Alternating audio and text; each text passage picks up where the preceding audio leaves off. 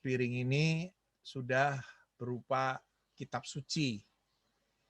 Nah, ini santapan yang akan ditusuk seperti tadi Pak Eka bilang, punya rema, ya, punya fokus. Lalu setelah punya fokus, pisaunya ini untuk memurnikan, ya, untuk menyayat kehidupan kita. Memandang Yesus yang sudah menjadi manusia, sabda yang menjadi manusia dan tinggal di antara kita. Nah, ini yang akan kita pelajari dua kata ini, yaitu Injil dan sinoptik. Pertemuan yang pertama ini lebih membahas kata Injil. Lalu nanti Sabtu depan kita akan melihat apa itu sinoptik. Ibu dan Bapak, buku yang akan saya pakai untuk mengajar 4 kali pertemuan ini adalah buku yang ditulis oleh Monsinyur Ignatius Suharyo yang diberi judul Pengantar Injil Sinoptik. Nah, dalam buku ini isinya ada 3 bagian. Kalau saya juga mengajar KPKS di Bogor Injil Sinoptik ini, pasti membutuhkan waktu 10 kali pertemuan untuk 1 semester. Tapi sekarang bagaimana dengan poin-poin yang ada di buku ini akan dikemas menjadi 4 kali pertemuan. Maka mudah-mudahan ya, pertemuan hari ini kita akan melihat bagian pengantar umum, ya, arti Injil, terjadinya Injil, dan Injil itu dan persoalan sinoptik sebagai satu pengantar. Ini mudah-mudahan selesai dengan pertemuan yang pertama. Lalu nanti masih ada 2 bagian dari buku ini. Monsinyur Suharyo menulis tentang pengantar Markus, Matius, dan Lukas. Tapi nanti dalam pertemuan kita, itu saya akan ambil bagian-bagian yang mewakili dari apa maksudnya kandungan dari Injil Markus, Injil Matius, atau Injil Lukas. Sebab kalau kita mengerti bagian yang pertama, pasti bagian yang kedua dan ketiga itu akan jauh lebih mudah kita kunyah, ya, kita dalami. Dan buku ini juga menarik di bagian ketiga, ada tahap pendalaman teks. Lalu yang Bapak Uskup pilih dalam konteks pendalaman teks itu tema tentang kerajaan Allah, tentang perumpamaan, tentang khotbah di bukit, tentang kisah perjamuan malam terakhir, lalu bagian terakhir adalah pemberitahuan tentang kelahiran Yesus. Nah, nanti bagian pendalaman teks ini akan saya ambil juga pada saat menjelaskan entah di bagian pengantar umum atau di bagian persoalan sinoptik. Jadi praktis, kita 4 kali pertemuan ini akan mencoba memahami di bagian ini, pengantar umum. Arti Injil, terjadinya Injil-Injil, dan persoalan sinoptik. Mudah-mudahan nanti dalam pertemuan kedua, ketiga, dan keempat, kita mulai memahami sebenarnya yang disebut dengan Injil sinoptik itu ada persoalan apa di balik itu. Nanti dalam cara saya membahas persoalan sinoptik, pasti mengangkat bagian 2 Romawi dan 3 Romawi ini. Saya kira itu yang akan kita dalami selama 4 kali pertemuan. Saya punya rencana pertemuan yang sekarang kita akan sampai pada ini. Arti Injil, terjadinya Injil-Injil. Lalu nanti minggu depan kita akan melihat persoalan sinoptik. Lalu nanti pertemuan yang ketiga, saya akan kupas ya dari Injil Markus, Matius, dan Lukas. Nampaknya yang menjadi dominan dalam konteks sinoptik itu adalah Markus. Maka nanti akan saya lihat ya secara lebih khusus dalam pertemuan yang ketiga tentang Markus. Dan nanti pertemuan yang terakhir kita akan lihat tentang Lukas. Karena antara Matius dan Lukas itu sebenarnya banyak sekali ya yang paralel. Nanti akan kita lihat mengapa harus Markus dan Lukas, karena itu cukup mewakili dengan durasi 4 kali pertemuan. Dan nanti tema-tema pendalaman teks akan dimunculkan pada saat saya menerangkan tentang Markus ataupun Lukas. Karena di dalam Injil Markus atau dalam Injil Lukas juga muncul tema-tema seperti kerajaan Allah, perumpamaan, khotbah di bukit, ya, kisah perjamuan malam terakhir, pemberitahuan tentang kelahiran Yesus. Nah ini kira-kira gambaran kita akan bertemu selama 4 kali. Ya. Nah intinya mengapa? Pasti bertanya, mengapa kok bagian arti Injil, ya, terjadinya Injil-Injil itu harus membutuhkan 2 jam pertama ini. Nah inilah yang mau saya tunjukkan caranya kita memahami kitab suci dalam konteks gereja Katolik, yaitu memakai pendekatan proses terjadinya satu kitab. Jadi kitab itu bukan tiba-tiba sudah jadi seperti itu. Mudah-mudahan penjelasan saya ini bisa membawa kepada ibu bapak untuk semakin memahami betapa panjangnya proses terjadinya Injil-Injil itu. Karena kita memahami betapa panjangnya, betapa lamanya, maka sangat sayang kalau kita menyia-nyiakan satu karya yang harus dikerjakan bertahun-tahun, lalu kita tidak menikmati karya itu ya secara khusus. Itu maksud saya, supaya ibu bapak semakin mencintai Injil-Injil ini. Karena ternyata Injil itu terjadinya begitu luar biasa, begitu mengagumkan, ya, begitu mempesona. Nah, saya awali ya, dari buku ini dicetak 89. Jadi sekarang sudah 2021. Maka sudah ada jenjang waktu yang cukup lama ya. Namun buku ini pasti menjadi referensi juga untuk studi-studi yang berkaitan dengan Injil Sinoptik.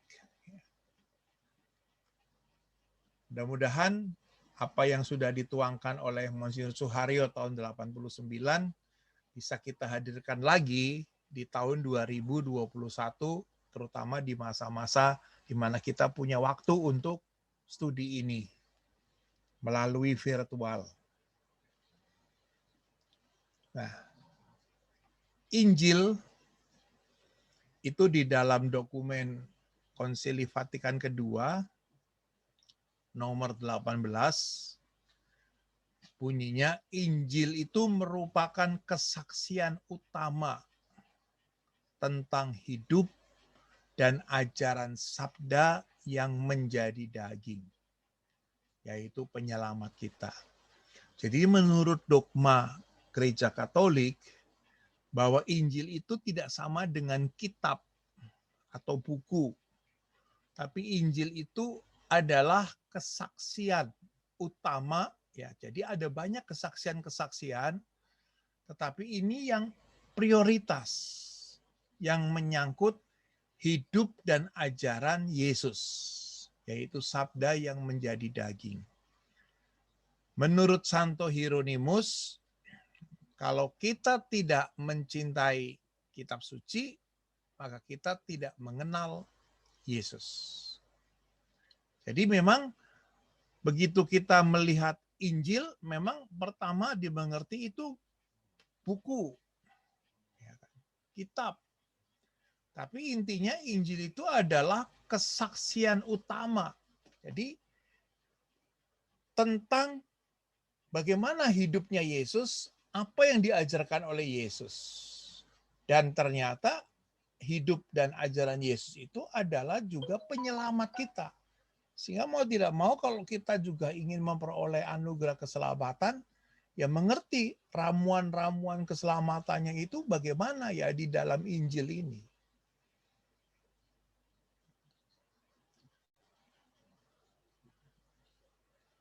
Nah, dalam bahasa Ibrani ada kata besorah. Itu yang artinya utusan, ya, kurir, ya, utusan. Lalu dari kata kerjanya bizar, yaitu memberitakan. Nah, ini awalnya kita mengerti tentang rumusan Injil itu dari kata Ibrani bezorah, orang yang diutus ya untuk menyampaikan berita. Jadi kita bisa membayangkan waktu belum ada telepon, bagaimana orang bisa mendengarkan satu berita dari satu tempat ke tempat yang lain. Itu perlu ada orang khusus yang menyampaikan itu. Lalu bizar itu ya menyampaikan pesan. Seperti sekarang kita di zaman teknologi seperti ini, kita berlomba-lomba menyampaikan sebagai orang pertama pembawa berita. Tapi tanpa dicek kebenaran berita itu, akhirnya menjadi gusar. Nah ini, kalau kita ingin menjadi busar ya, buru sergap, wah kita kadang-kadang jari kita itu begitu lincah menyampaikan sesuatu yang sebenarnya tidak ada kaitannya dengan konten kita, kita langsung blast kemana-mana. Akhirnya bukan apa itu Injil lagi yang dibawa, tetapi berita hoax. Nah sekarang kita sudah memakai yang namanya WhatsApp. Itulah utusan yang membawa berita. Jadi pada waktu itu ada, sebelum ada pesawat telepon, ya ada orang yang memang punya profesi ini. Lalu kata besorah atau dalam konteks bizar tadi diterjemahkan atau digunakan oleh orang-orang Yunani yang berbahasa Yunani, yaitu euangelion. Dalam bahasa Latinnya evangelium. Artinya mengabarkan. Nah, memberitakan sama mengabarkan itu sebenarnya punya kandungan yang berbeda. Kalau seorang pembawa berita itu membawa berita, ya kan? Bisa jadi nih, misalnya contohnya saya itu penyiar televisi.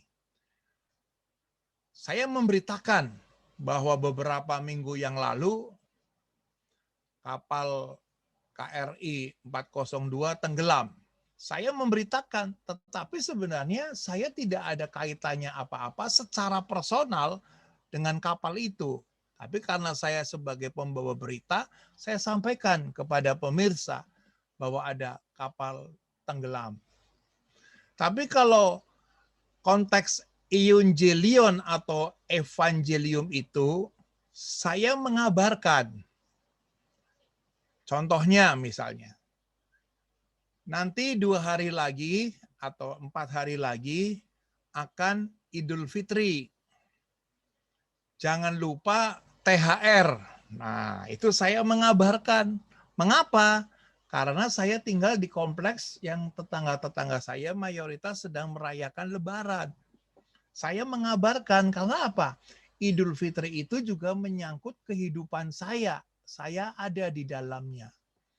Terutama mulai minggu-minggu ini rumah saya mulai kenyang dengan ketupat, ya dikirim ketupat dan seterusnya. Itu berarti saya mengabarkan. Tapi kalau saya lagi ngomong tentang kapal selam yang ada di Selat Bali, saya memberitakan. Nah, itu mulai ibu bapak mulai nangkep ya.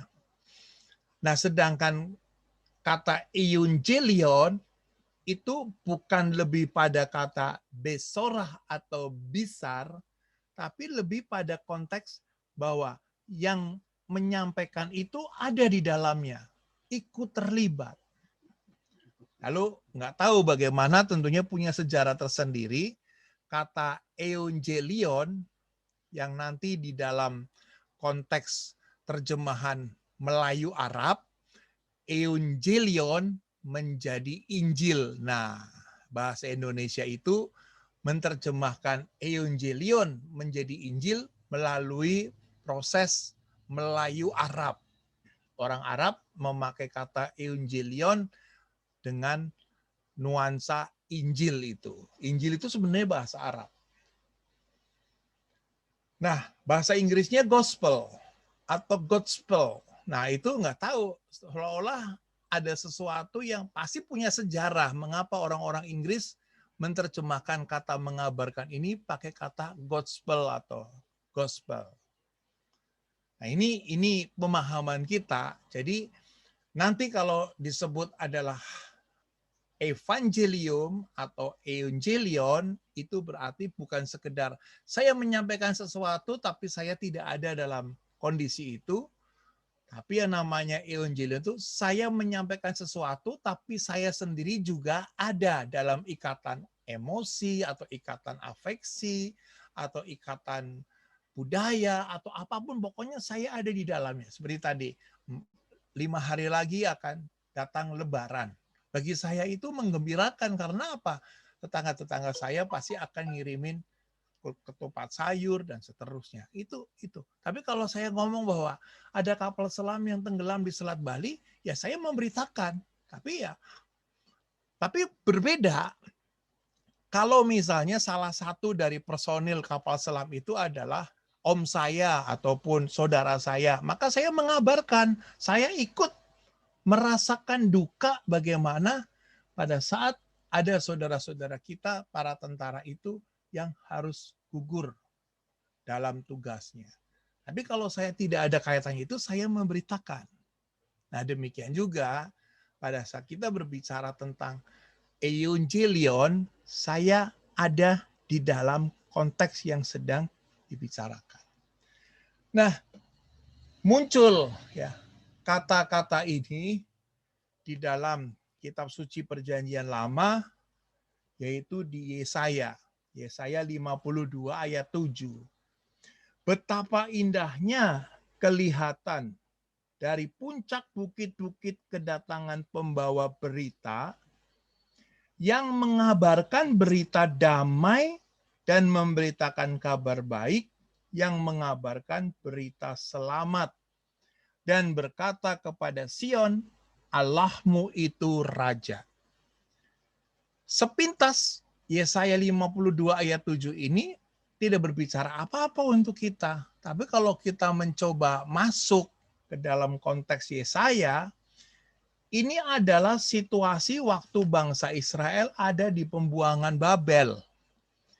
Mereka dalam pengasingan was-was menunggu berita apa yang terjadi di Yerusalem. Was-was. Jadi yang disebut di sini, betapa indahnya kelihatan dari puncak bukit-bukit kedatangan pembawa berita. Itu saya membayangkan di era tahun 90-an, kalau kita menunggu tukang pos, betapa harapan itu ya.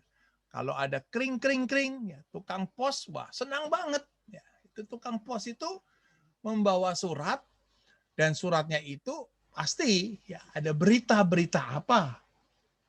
Entah berita dari pacar, atau berita dari orang tua, atau berita dari siapa. Itu kita punya perasaan seperti Yesaya 52 ayat 7 saat kita menunggu tukang pos.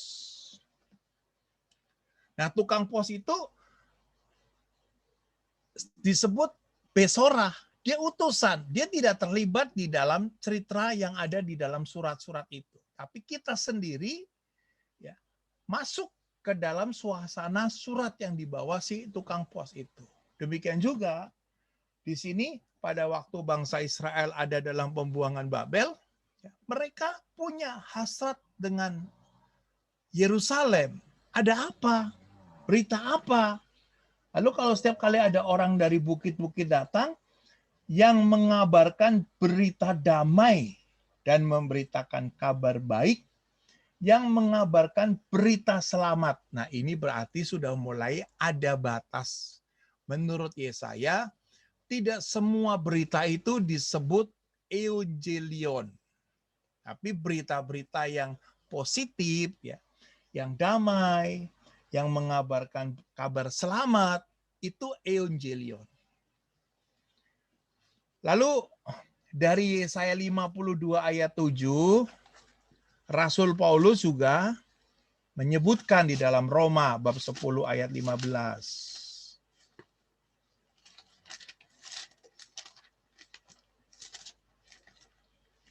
Roma bab 10 ayat 15 bunyinya, dan bagaimana mereka dapat memberitakannya jika mereka tidak diutus?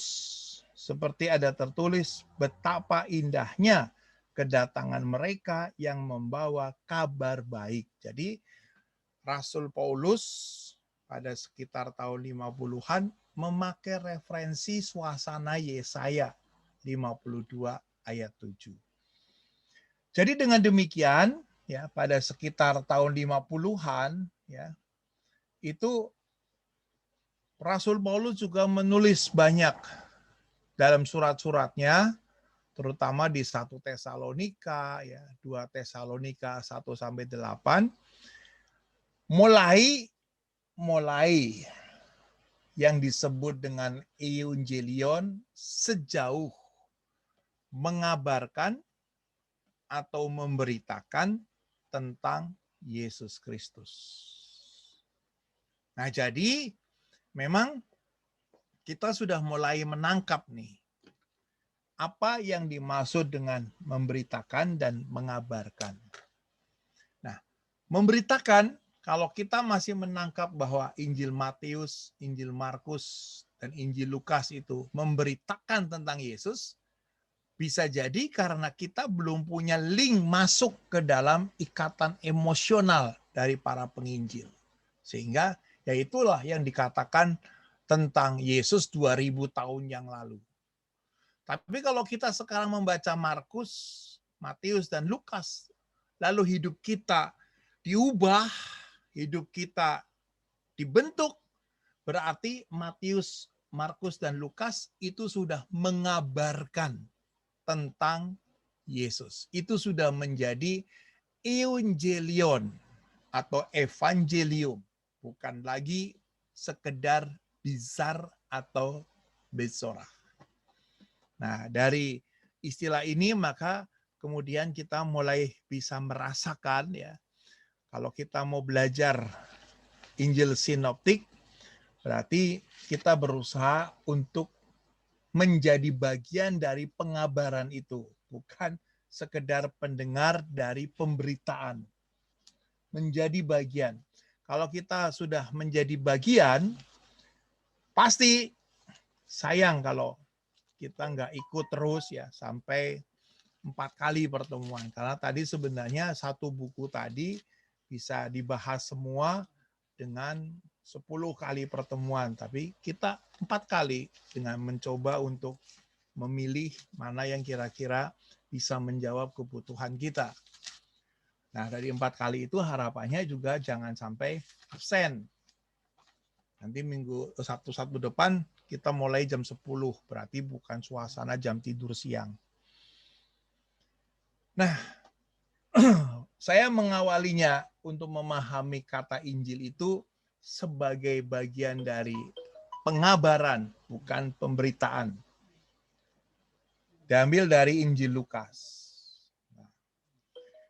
Injil Lukas bab 1, Injil Lukas bab 4, ya, ayat 18, bunyinya seperti ini.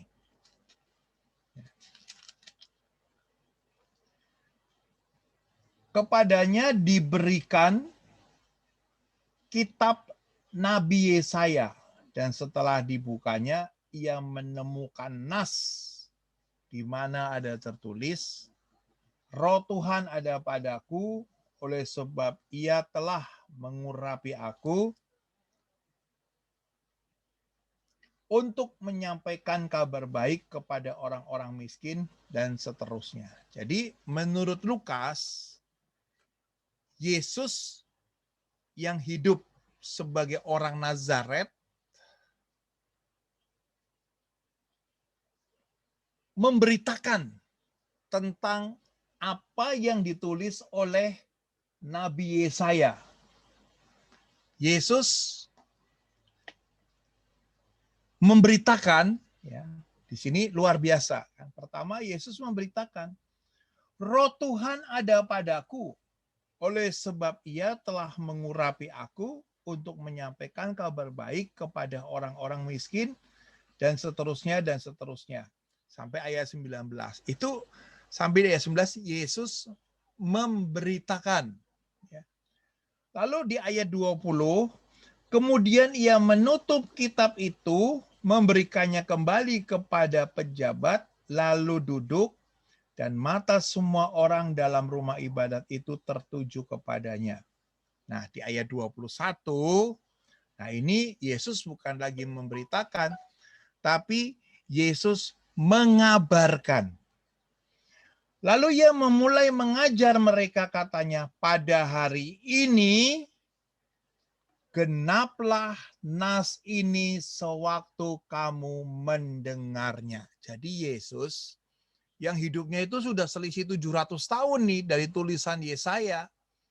Tapi sekarang apa yang tadinya Yesus beritakan dari kitab yang ditulis 700 tahun yang lalu, sekarang di ayat 21, pada hari ini genaplah nas ini sewaktu kamu mendengarnya.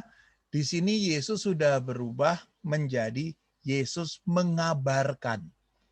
Yesus menjadi bagian dari apa yang telah diberitakan oleh Nabi Yesaya 700 tahun yang lalu. Nah, ini laporan dari Lukas yang mengatakan bahwa ada peristiwa ini. Lalu kemudian peristiwa di mana Yesus menyebut dirinya, saya sekarang mengabarkan apa yang diberitakan oleh Yesaya 700 tahun yang lalu, bahwa pada hari ini genaplah nas ini sewaktu kamu mendengarnya. Dalam bahasa Yunaninya namanya Evangelia.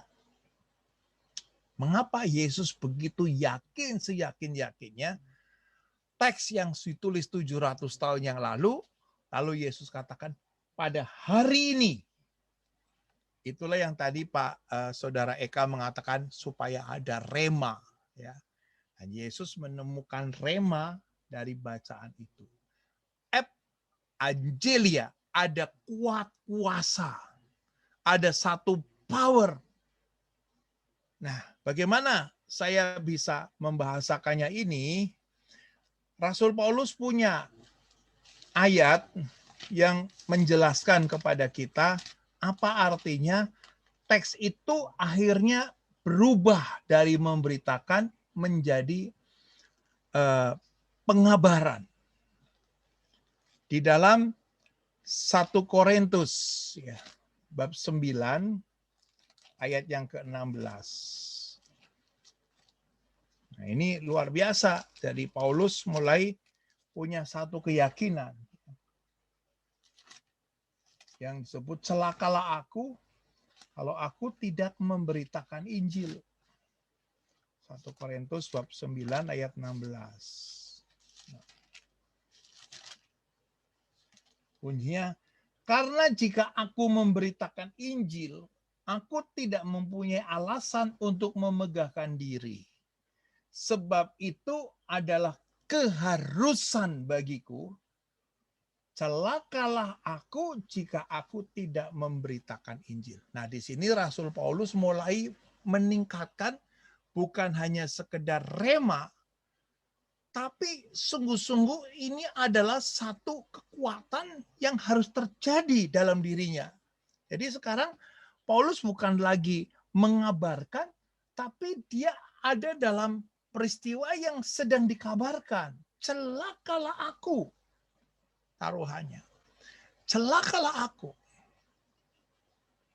Nah, inilah proses di mana ada yang namanya Injil seperti ini. Lalu Paulus nanti di dalam perjalanannya selama 14 tahun mengatakan, ya, aku ini benar-benar sesuai dengan apa yang tertulis dalam kitab suci, berarti kitab suci perjanjian lama. Lalu Paulus juga terbuka terhadap apa yang dikatakan oleh para saksi mata yang pernah hidup bersama-sama dengan Yesus, yaitu para rasul. Bagaimana waktu mereka secara fisik berkomunikasi, berjumpa dengan Yesus. Nah, sekarang kemudian di dalam peristiwa ini, ya, situasinya sudah berubah. Ya, situasinya berkembang terus, ya, suasananya berkembang terus, sehingga apa yang pernah dikatakan Yesus, apa yang pernah diajarkan Yesus, bagaimana itu disesuaikan dengan kebutuhan yang berkembang, yang namanya kontekstual. Lalu juga dipakai juga apa yang dikatakan Yesus, apa yang diajarkan Yesus untuk membela iman. Karena pada awal-awalnya, bahkan mungkin sampai hari ini, kekristenan itu tidak langsung begitu saja diterima. Perlu ada penjelasan. Itu namanya apologetik. Perlu ada pembelaan. Dan awalnya ini semua terjadi secara lisan. Karena apa? Para rasulnya masih hidup. Ya kan? Sedangkan orang-orang yang pernah hidup bersama dengan Yesus masih ada. Sehingga konteks, ya dulu Yesus ngomong begini, sekarang berhadapan seperti itu. Mari sekarang kita perdalam lagi. Nah, itu semua terjadi secara lisan. Apalagi ditambah lagi orang-orang yang mau percaya kepada Yesus itu semakin berkembang. Sehingga mereka juga ingin mengenal Yesus dengan cara apa? Dari pengabaran, ya, orang-orang yang pernah hidup bersama dengan Yesus. Itu yang disebut dengan katekese lisan. Ya, aku waktu hidup bersama Yesus begini, dan seterusnya. Sehingga situasinya sampai pada hari ini, dari rema lalu berubah, ya, menjadi satu kekuatan yang sungguh-sungguh luar biasa. Sampai Paulus mengatakan, celaka aku kalau aku tidak memberitakan Injil. Itu berarti Paulus sudah memposisikan diri bukan hanya sebagai pengabar, tapi dia masuk ke dalam poin yang sedang dikabarkan. Nah, sehingga awalnya terjadi, ya, diskusi. Kekristenan itu awalnya terjadi diskusi, ya. Ini gambar gereja perdana di mana para saksi mata masih hidup, ya. Orang-orang yang secara langsung mengenal Yesus, lalu mulai dia men-sharingkan, ya, mulai dia menjadi pengabar. Karena apa? Dia benar-benar selama 3 tahun setidak-tidaknya hidup bersama dengan Yesus. Dia menjadi bagian dari situ. Dia mulai diskusi, dan kemudian dalam tahap ini bagaimana akhirnya orang-orang ini berproses sedikit demi sedikit menangkap nih, saat kemudian akhirnya Yesus disalibkan. Akhirnya Yesus juga dialami secara batin bangkit, mulai menangkap ini pribadi Yesus itu seperti apa. Justru mulai dibuka dalam proses ini. Dan pada saat mereka bercerita tentang Yesus, ini yang tadi disebut dengan Angelia, punya kuat kuasa. Orang-orang yang mendengarkan kesaksian-kesaksian itu diubah oleh pribadi itu. Diubah. Ini contohnya kalau saya mau menjelaskan, saya menerangkan nih. Ini hari ini saya siapkan slide-nya itu sampai berapa ini? 15. Ini baru slide yang kelima. Berarti masih 10 slide lagi. Dari 5 slide ini, Ibu Bapak yang join, ya, seberapa yang nangkep. Bisa nangkep itu bukan karena kepintaran saya. Bisa langsung jelas, itu juga bukan karena kehebatan dari moderator atau panitia. Akhirnya ada sesuatu yang tergetar dalam hatiku, itulah yang disebut dengan Angelia, kuat kuasa. Nah, sampai di sini, kalau Ibu Bapak ada yang mau menyampaikan sesuatu, ya setelah penjelasan seperti ini, ada yang paham nggak? Ada yang ketangkep nggak? Atau malah sama sekali bingung? Ya kan? Nah, silahkan kalau ada yang ingin menyampaikan sesuatu sampai di tahap ini. Baik, Bapak Ibu, silakan bagi yang ingin bertanya langsung meng-unmute mic-nya dan bertanya langsung ke Pak Agus.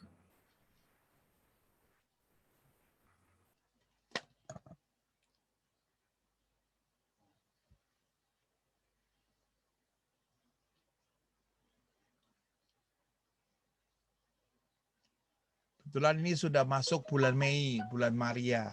Menyimpan segala sesuatu dalam hati dan merenungkannya dalam-dalam. Silakan kalau ada yang ingin bertanya. Pak Bobi mau nanya, Pak Bobi.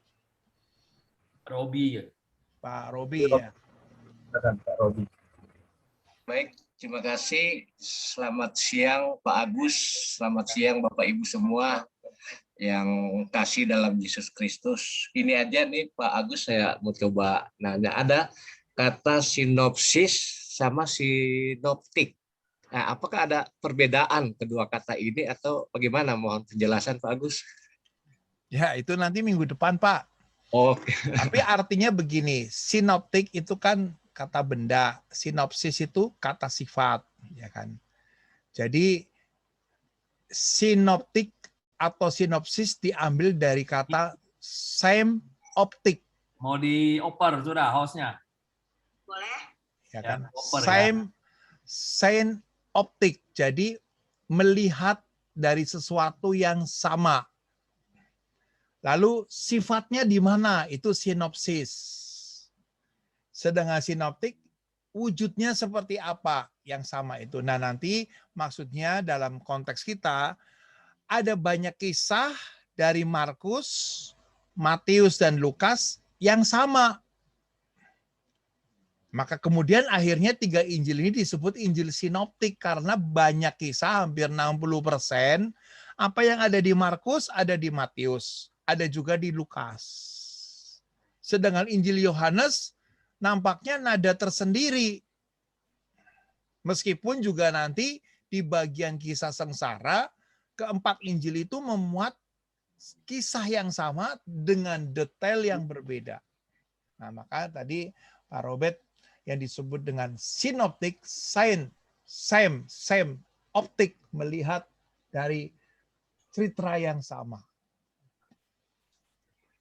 Nanti minggu depan akan sedikit lebih serius, akan saya tunjukkan ternyata untuk melihat Markus, Matius, Lukas sebagai Injil sinoptik, itu pun ada persoalan. Nah, itu persoalan. Bersyukur karena kursus ini tidak pakai ujian, nyantai aja.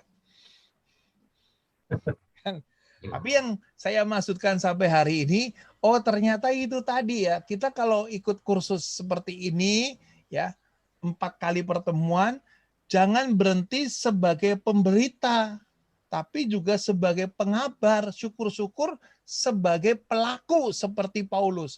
Celakalah aku kalau tidak sampai 4 kali join. Nah, itu baru Paulus.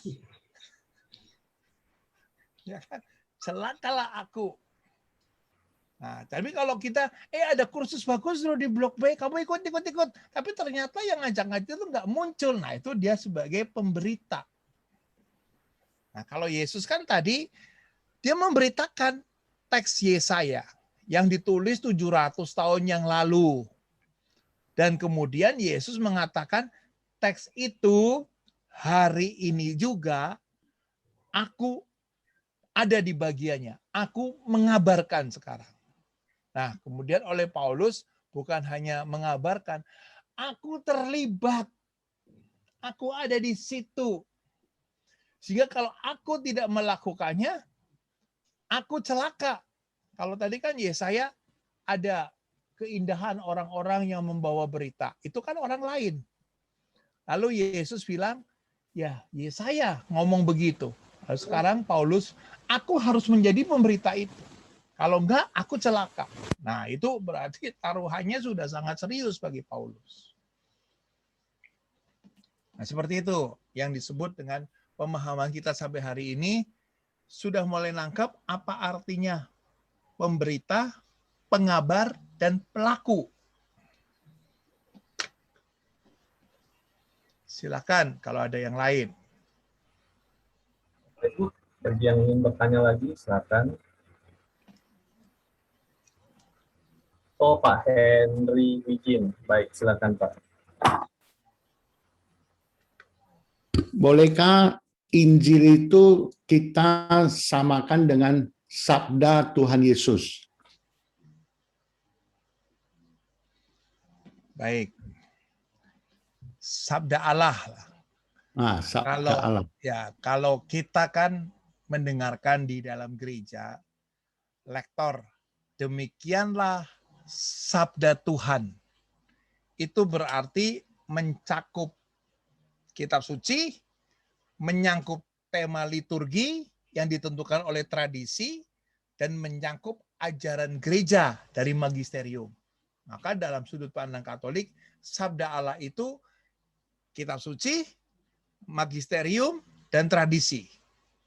Karena bacaan hari itu nggak boleh lain, itu ditentukan oleh tradisi liturgi. Maka kemudian lektor mengatakan demikianlah sabda Tuhan. Syukur kepada Allah. Sabda Tuhan itu adalah Allah yang berkata-kata. Bisa ditangkap, bisa tidak ditangkap. Nah, bagi orang yang kemudian menangkap perkataan Tuhan, maka perkataan itu menjadi firman. Menjadi firman. Diingat. Ya. Wah. Lalu akhirnya menjadi rema untuk pribadiku. Nah, kemudian pada saat apa yang saya ingat, apa yang menjadi rema, saya tulis. Nah, itulah yang kemudian firman itu yang ditulis adalah kitab suci. Jadi kitab suci adalah sabda Allah yang sudah menjadi firman dan kemudian ditulis. Sehingga kesimpulannya kitab suci tidak sama dengan sabda Allah.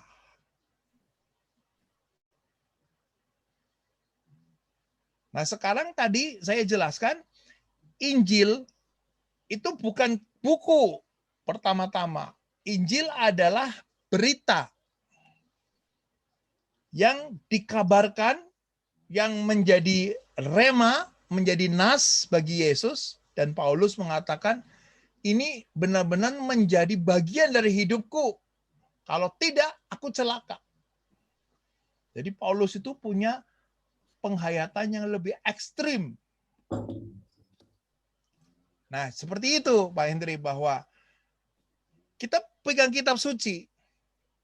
Maaf saja, siapa yang bisa menggunakan kitab suci? Siapapun yang tidak buta huruf, agama apapun bisa baca kitab suci. Tapi tidak bisa menjadi firman. Karena apa? Firman itu adalah kekuatan iman.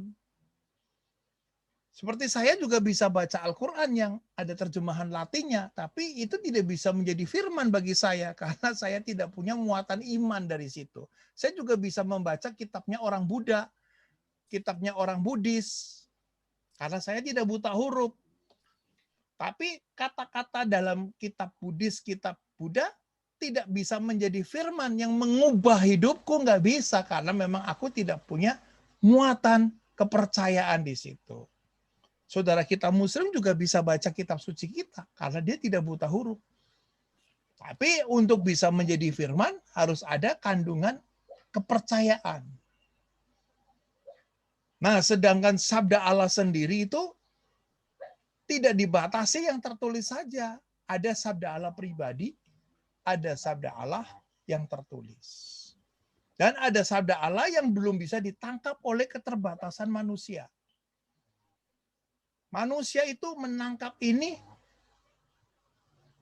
karena manusia juga terbatas. Allah itu tidak bisa disamakan dengan apa yang sudah tertulis. Nah, mulai jelas ya bahwa Allah itu tidak bisa dibatasi hanya dengan sepetak buku. Karena itulah kemudian dalam Injil Yohanes dikatakan masih banyak hal-hal yang belum dituliskan. Sebab kalau semuanya dituliskan, maka seluruh dunia pun tidak bisa memuatnya. Jadi kita jangan mengandai-andai kira-kira apa ya. Baca dulu yang tertulis saja belum nangkep, udah mikirin yang nggak tertulis. Seperti itu. Jadi baca dulu ini yang tertulis saja belum nangkep-nangkep, malah kita memikirkan yang nggak tertulis itu kira-kira apa. Seperti misalnya banyak orang mengatakan, kira-kira Yesus umur 13 tahun sampai umur 29 tahun kemana ya? Nah, kalau ada orang bertanya seperti itu kepada saya, kamu sudah baca belum Yesus sampai umur 12 tahun? Belum. Itu aja belum mau mikirnya 13 sampai 29 tahun. Ya kan? Nah, kemudian akhirnya, Pak Agus saya sudah baca Yesus umur 12 tahun. Sekarang kamu umur berapa? 30 tahun. Ya udah tinggal baca Yesus umur 30 tahun. Nggak perlu cari yang Yesus umur 19 tahun. Apa yang terjadi waktu Yesus 30 tahun? Mulai keluar memberitakan Injil dan akhirnya dia wafat di kayu salib. Jadi memang itu yang disebut dengan sabda Allah, itu berarti Allah yang bersabda. Itu tidak bisa ditangkap semuanya oleh manusia karena manusia itu terbatas. Tapi ada kata-kata yang kemudian menggugah iman saya, maka sabda itu menjadi firman. Dan kalau itu menyentuh pribadi saya, firman itu menjadi rema. Awalnya seperti itu, para rasul juga hidup bersama dengan Yesus 3 tahun, diajarin ini, diajarin itu. Yesus juga bilang, kamu mengerti Petrus? Nggak mengerti. Oke deh kalau begitu gue kasih perumpamaan yang gampang.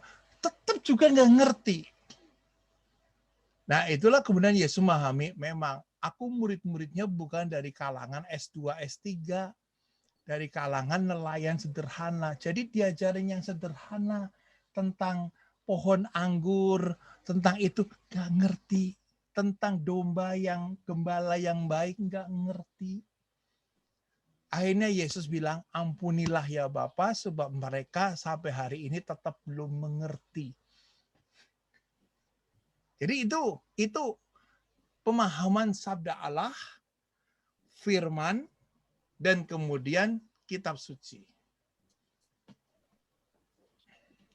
Baik, terima kasih. Pak Agus, boleh saya bertanya? Ya, silakan. Ya. Helena. Saya dengar penjawaban Pak Agus untuk Pak Hendri ya. Saya ngerti dalam hal ini ada beberapa orang yang akan bisa menangkap dan mengambilnya dari kitab itu, sabdanya itu. Tapi saya mau bertanya, kenapa dari kitab Matius, Markus, Lukas, di Matius dan Lukas itu ada beberapa di Markus itu yang tidak ada beberapa ajaran pokok yang tidak ada di kitab Markus, yang ada di kitab Matius dan Lukas. Seperti doa Bapa kami, terus Ekaris, sembahan kalau nggak salah. Nah, dan saya melihat juga kalau dilihat sebenarnya kan penulis-penulis ini itu mendapat kalau correct me ya if I'm wrong, penulis-penulis ini juga mendapat seperti Roh Kudus, oke, untuk menuliskan kisah-kisah ini semua. Dengan tuntunan Roh Kudus, mereka menulis semua ini. Nah, kalau dibilang bagaimana kita menangkapnya sebagai manusia, itu saya mengerti. Tapi di mana peranan Roh Kudus untuk hal ini? Jadi saya ada 2 pertanyaan di sini. Terima kasih, Pak Agus. Terima kasih, Bu Helena. Pada saat seorang oma diajak ngomong sama cucunya, "Oma, nyanyi-nyanyiin." Ada omanya nyanyi. Nah, cucunya nangkep. Itu bukan berarti si oma itu nggak bisa ngomong R. Konteksnya oma itu lagi ngomong sama si cucu supaya nyambung bahasanya. Tapi kalau kemudian ditanya sama si menantu, "Mama lagi ngapain sih jam 1 duduk-duduk diem-diem aja? Mama lagi studi sinoptik." Nah, itu harus dijelaskan dengan bahasa yang jelas.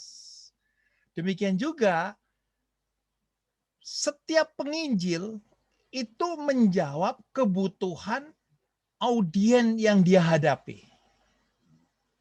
Bisa jadi apa yang dibutuhkan oleh Matius tidak dibutuhkan oleh Markus untuk menjawab persoalan tentang Yesus.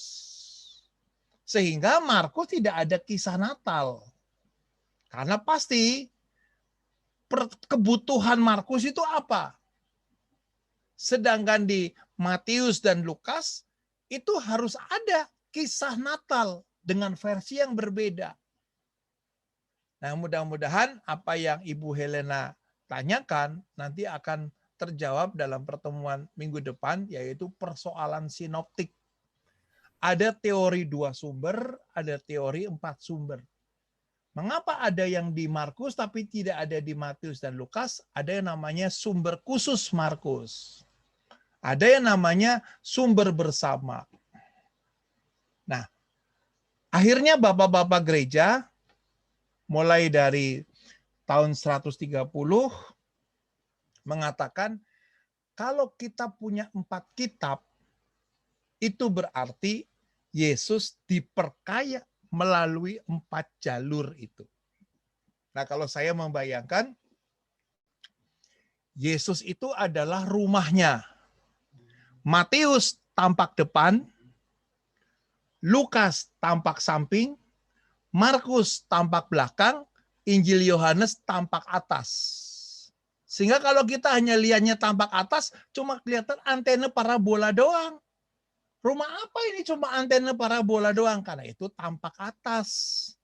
Tapi kalau kita melihatnya dari sisi Lukas, kok nggak ada pintunya, hanya jendela? Karena itu tampak samping.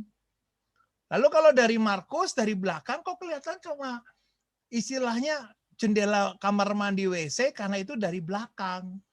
Tidak ada pintu depannya. Kalau Injil Matius, dari depan, oh ini rumahnya orang-orang blok B ini besar-besar, di depannya selalu ada pohon mangganya. Nah, itu pasti rumahnya orang blok B.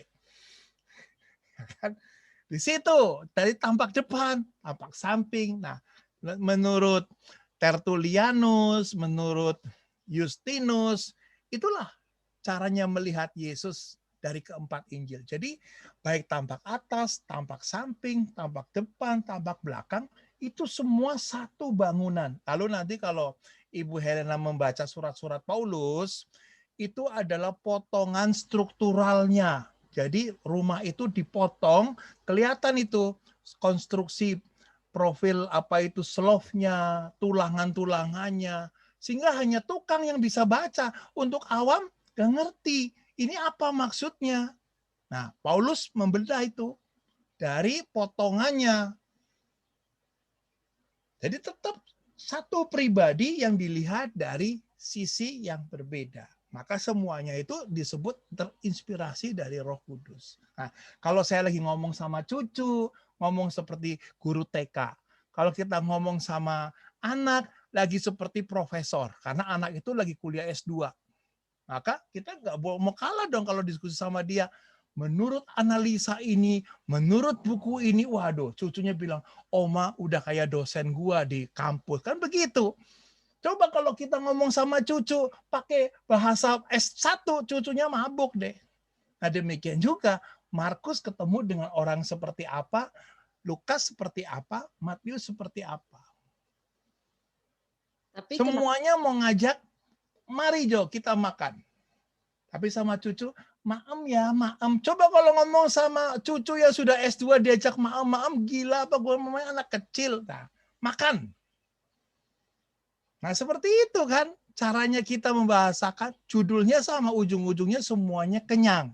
Makan, tapi caranya ngajak cucu yang umur 4 tahun, maem yuk sama oma, maem. ya. Lalu sama yang cucu yang sudah S2, gak mungkin maem yuk sama oma, diketawain. Nah, seperti itu. Nah, nanti kan akan kita lihat ya secara lebih jelas. Nah, sekarang tahapkan kita sudah mulai menangkap tentang ini. Pemberitaan menjadi pengabaran, akhirnya menjadi kekuatan, kuat kuasa yang dimiliki oleh si Paulus. Nah, dalam bahan selanjutnya,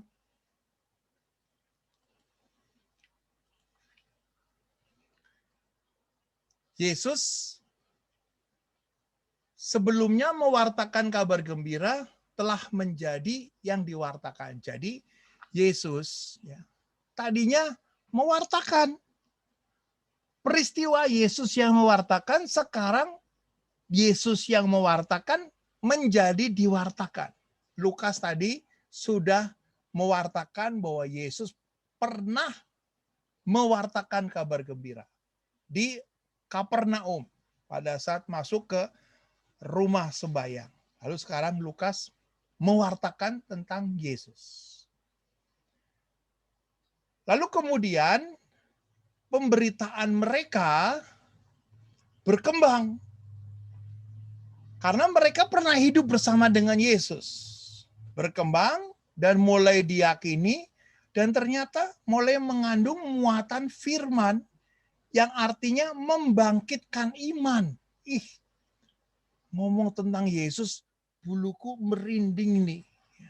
Penasaran. Ini berarti isi pemberitaan itu telah punya muatan firman. Mudah-mudahan juga pada saat saya mengajar bagian ini, ibu bapak mulai menangkap, oh iya. Nah, itulah salah satu berapa persen yang disebut dengan punya daya guna. Berdampak membangkitkan pengetahuan. Tapi syukur kalau akhirnya membangkitkan iman, itu karunia Tuhan.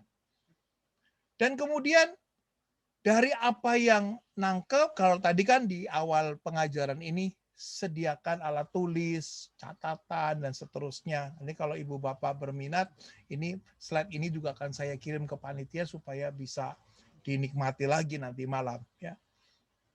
Berdampak membangkitkan iman, akhirnya apa yang diajarkan itu sedikit-sedikit ditulis ya. Bahan tradisi lisan itu kemudian mulai ada yang menulis, dan saya yakin juga dari teman-teman yang partisipan di sini ada yang dengan pendengaran langsung nangkep. Tapi kalau saya lihat seperti Ibu Tres, wah dia sudah siapkan dengan catatan dan seterusnya. Itu sudah mulai ditulis. Nah, Yesus yang kemudian tetap hidup dalam bentuk sabda yang ditulis, ini kisah-kisah Yesus itu kemudian mulai ditulis. Lalu Injil itu menjadi kuat kuasa. Evangelia punya kuat kuasa. Sampai Paulus tadi, kalau aku tidak memberitakannya, aku celaka. Dan pasti kalau ini bukan online ya, tapi offline ya, saya akan cek catatan dari ibu-ibu bapak yang mengikuti pelajaran saya, akan saya lihat catatan di bukunya seperti apa. Pasti masing-masing bentuknya beda-beda. Ada yang coret-coret, ada yang mungkin sambil ngantuk, mungkin sambil gambar pohon, sambil gambar gunung, dan seterusnya. Nah, itu berarti memang kita pada saat menangkap sesuatu, akhirnya kita tuangkan dalam bentuk tulisan. Dan Injil itu dalam disiplin ilmu sastra memakai bentuk sastra riwayat hidup, yaitu prosa. Namun Ibu Bapak, kekhasan dari si penulis ini, meskipun bentuknya prosa, tapi dia berhasil menampilkan Yesus yang dahulu, yang hidup 2000 tahun yang lalu. Kalau kita baca hari ini, itu seperti sekarang dia hidup. Itu kekuatan itu nggak tahu dari mana. Itulah yang tadi Ibu Helena mengatakan, itulah daya kekuatan Roh Kudus, diinspirasikan oleh Roh Allah. Kalau para penginjil itu selisihnya 30 atau 40 tahun dari peristiwa Yesus. Yesus yang hidup 40 tahun yang lalu waktu dituliskan, dibawa ke dalam situasi yang sudah berkembang 40 tahun kemudian, itu nampaknya itu masih tetap relevan. Seperti misalnya contohnya, di perpustakaan kita pasti punya banyak buku. Tapi buku yang nggak pernah kadaluarsa adalah kitab suci.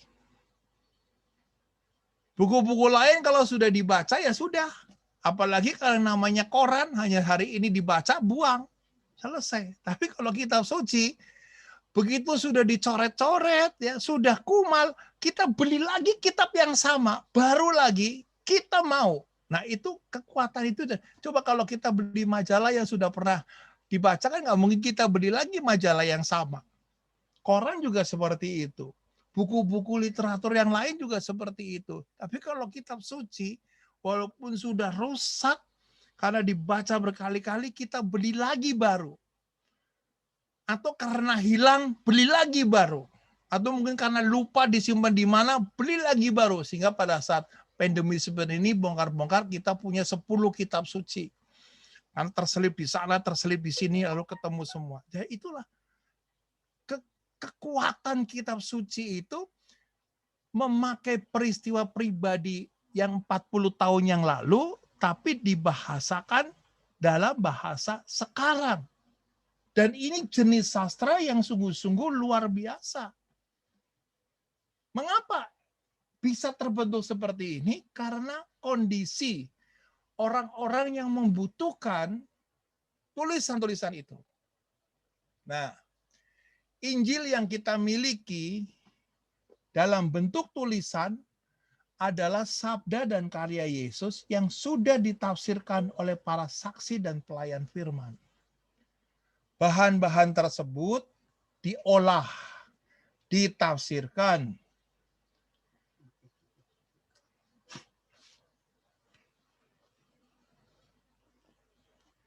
dan diberikan keterangan-keterangan. Bahkan ada kalanya tafsiran dan keterangan itu disisipkan dalam ucapan Yesus. Lalu keyakinan teologis dari si penulis itu juga menanggapi masalah-masalah jemaat-jemaat tertentu yang berpusat pada kehidupan dan ajaran Yesus dari Nazaret pribadi yang hidup. Jadi disinilah kuncinya. Injil itu memang awalnya Yesus memberitakan, lalu kemudian menjadi pengabaran, akhirnya menjadi satu kekuatan yang hidup, dan kemudian oleh para pendengarnya ditulis, lalu oleh si penginjil diolah, ditafsirkan. Setelah peristiwanya 40 tahun yang lalu, misalnya Yesus disalibkan tahun 33, sedangkan Injil Markus ditulis sekitar tahun 60, berarti sudah berlangsung 30-an tahun. Pasti ada perubahan kondisi. Nah, bagaimana si penulis Injil itu tetap menghadirkan kehidupan dan ajaran Yesus sebagai pribadi yang hidup. Nah, ini kekuatan yang saya sendiri juga tidak mengerti. Tulisan ini sampai hari ini sudah usia 2000 tahun masih tetap hidup. Nah, itu berarti apa yang membuat tulisan ini hidup. Itulah kekuatan yang disebut kekuatan inspirasi Roh Kudus.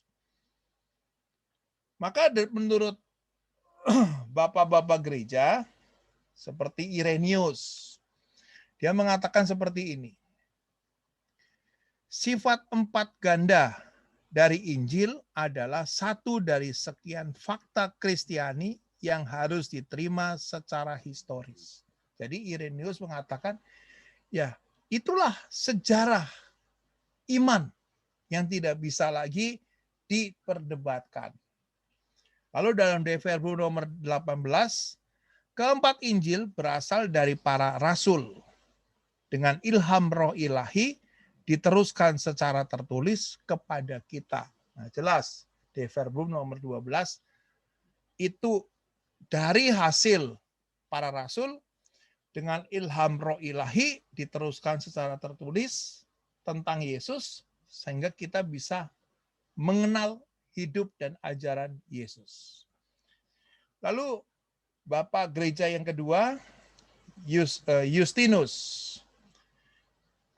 4 tulisan tentang satu Injil.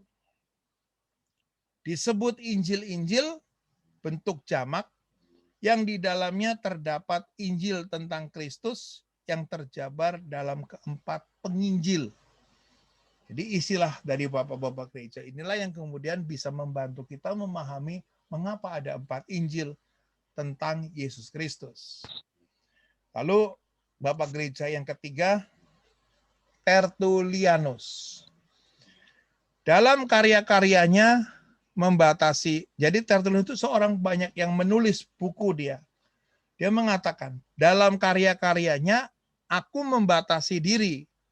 Diambil hanya dari bahan Injil yang sudah dikanonisasi, yaitu Matius, Markus, Lukas, dan Yohanes.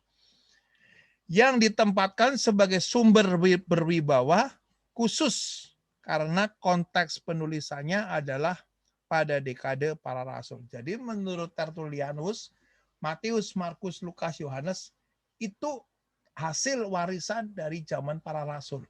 Maka dia menempatkan 4 buku itu sebagai literatur khusus.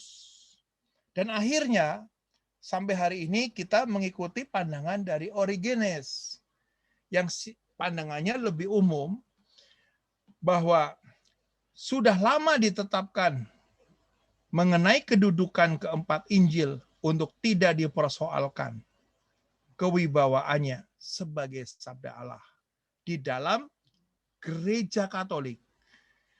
Sehingga urutannya pun Matius, Markus, Lukas, dan Yohanes sudah menjadi sabda Allah dalam gereja Katolik. Jadi yang mengatakan Matius, Markus, Lukas, Yohanes itu adalah sabda Allah adalah tradisi gereja Katolik.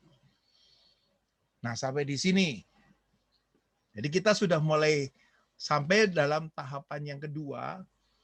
Kalau tadi tahapan pertama, Yesus yang memberitakan, akhirnya pemberitaan itu menjadi pengabaran, dan Paulus membuat itu menjadi satu kekuatan dalam dirinya.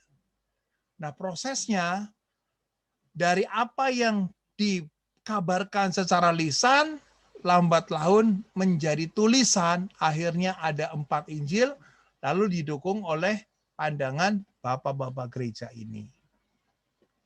Sampai di sini. Silakan kalau ada yang bertanya lagi.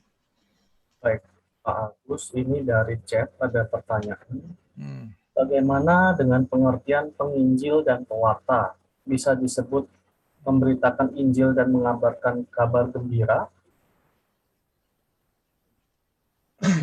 Ya. Kalau kita menangkap yang namanya penginjil, itu waktu Injil itu belum ditulis, siapapun yang menjadi pembawa kabar berita adalah penginjil. Seperti Paulus itu disebut penginjil. Karena apa? Waktu itu belum ada Injil yang tertulis. Dan orang-orang lain disebut penginjil, pembawa kabar berita itu. Tapi begitu isi berita itu sudah dibuat dalam bentuk tulisan, maka tulisan yang diakui oleh gereja sebagai tulisan yang diinspirasikan oleh Roh Kudus, itulah tulisan penginjil. Maka dalam tradisi gereja Katolik yang namanya penginjil itu hanya 4. Matius, Markus, Lukas, dan Yohanes. Sehingga di dalam tradisi gereja Katolik, kalau sebagai seorang pewarta tidak bisa disebut penginjil, disebutnya pelayan sabda. Mungkin gereja-gereja lain pakai istilah itu, tapi untuk Katolik resminya tidak bisa pakai penginjil, pakainya adalah para pelayan sabda. Kita bukan penginjil karena kita tidak menulis Injil. Di situ jawabannya. Jadi kalau setelah ada Matius, Markus, Lukas, dan Yohanes, maka yang disebut dengan penginjil adalah Matius, Markus, Lukas, dan Yohanes. Karena kita hanya mengakui 4 Injil itu. Penulisnya namanya penginjil. Tapi kalau orang yang sekarang sedang menjadi pewarta, dia tidak disebut penginjil. Tapi pelayan sabda dalam istilah liturgi gereja Katolik. Di dalam doa syukur agung pun didoakan, doakanlah mereka juga para pelayan sabda, bukan para penginjil. Jadi kalau Eka juga sebagai pewarta di Sekinah, tidak bisa disebut penginjil muda, dia pelayan sabda muda. Pelayan sabda. Yang namanya pelayan itu bukan pemilik loh. Pelayan itu berarti sejauh bosnya masih suka. Kalau bosnya nggak suka, ya pelayan itu PHK. Namanya pelayan. Dipecat. Siap. Terima kasih. Terima kasih. Ada lagi yang mau bertanya? Jadi sampai di situ. Saya Ya, silakan. Ya Pak. Oke, silakan. Heri. Heri Pak Agus. Ya Pak Heri, monggo Pak. Selamat siang. Pak Agus, dari penjelasan yang Pak Agus sampaikan, saya mau tanyakan, apakah tulisan para penulis Injil atau apakah sabda yang disampaikan kepada jemaat itu semuanya bisa diimani bahwa itu adalah sabda Tuhan langsung? Itu pertanyaan saya. Terima kasih Pak Agus. Terima kasih. Ya, tadi ada satu kalimat kan. Pertama Yesus. Yesus adalah pribadi yang ngomong. Yesus adalah pribadi yang mengajar.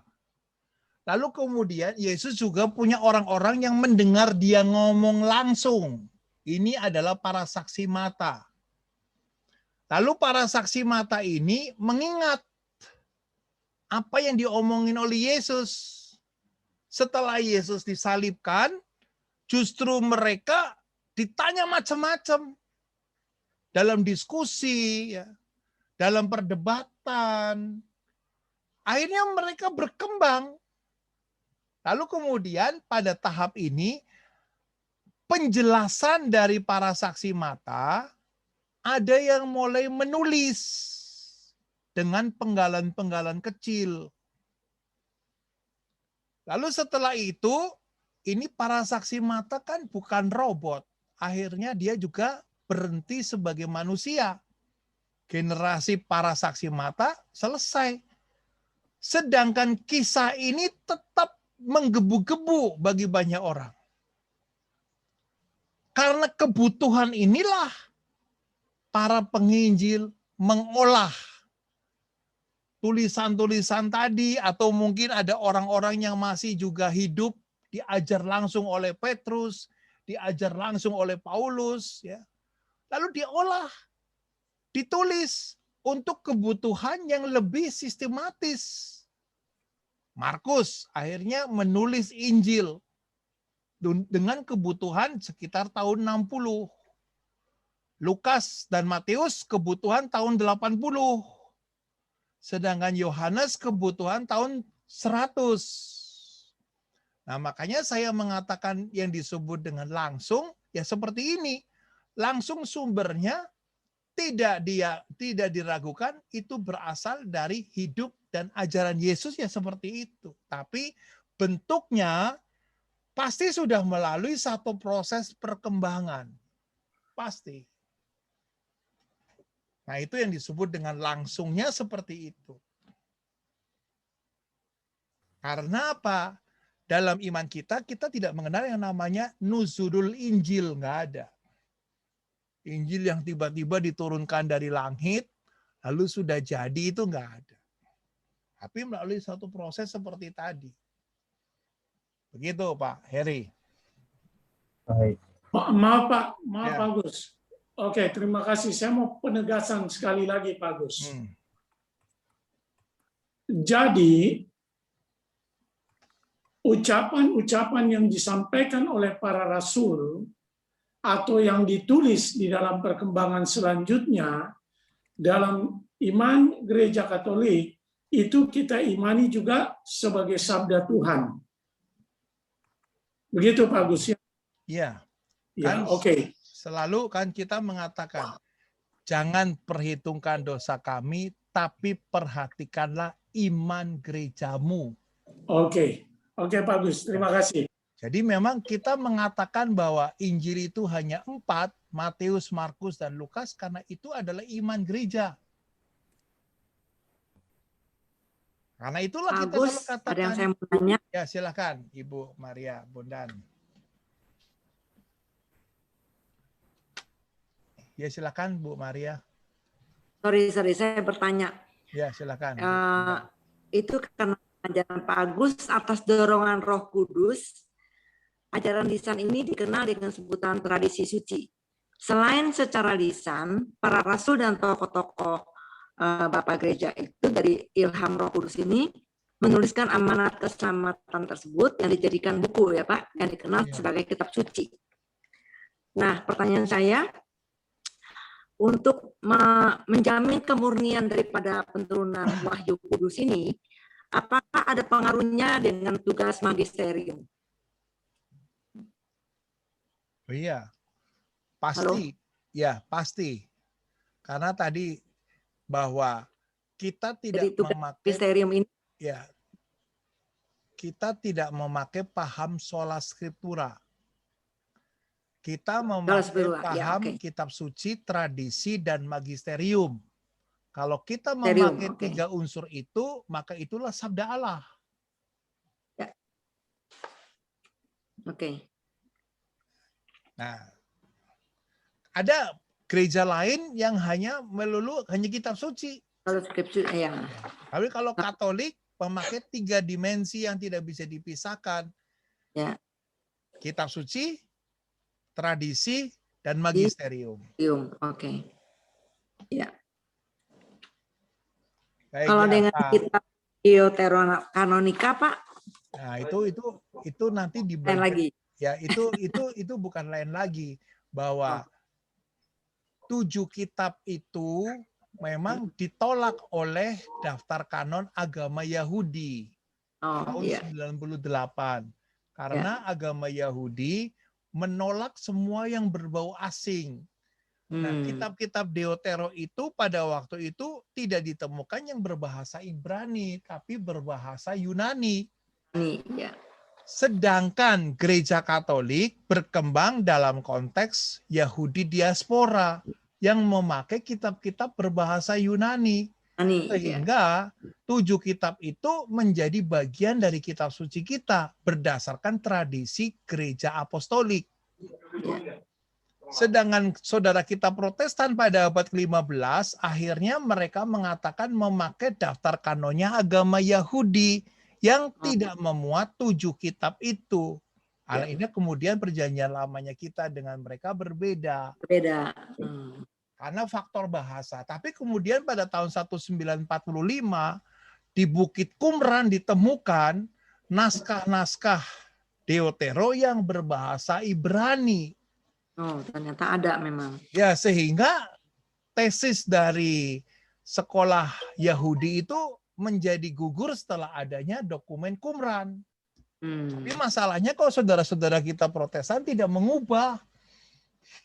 Tidak mau menerima, ya Pak. Ya kan? Harusnya setelah adanya dokumen Qumran, harusnya kalau begitu juga Deutero menjadi bagian dari kitab suci. Namun secara praktis, kalau kitab suci harganya sama, yang satu pakai Deutero, satu tanpa Deutero, kira-kira kita beli yang mana? Harganya sama. Itu yang lebih tebal, ada tambahan 7 kitab. Secara ekonomis pasti beli yang tebal lah. Pak Agus. Baik, ya silakan Pak. Ya Pak Fran, ya monggo. Selamat siang Pak Agus. Ya.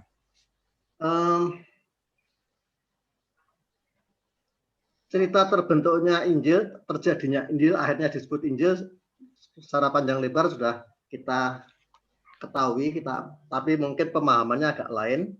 Nah, menurut Pak Agus, bagaimana metode atau pendekatan yang paling tepat untuk penafsiran Injil tersebut, terutama Injil sinoptiknya?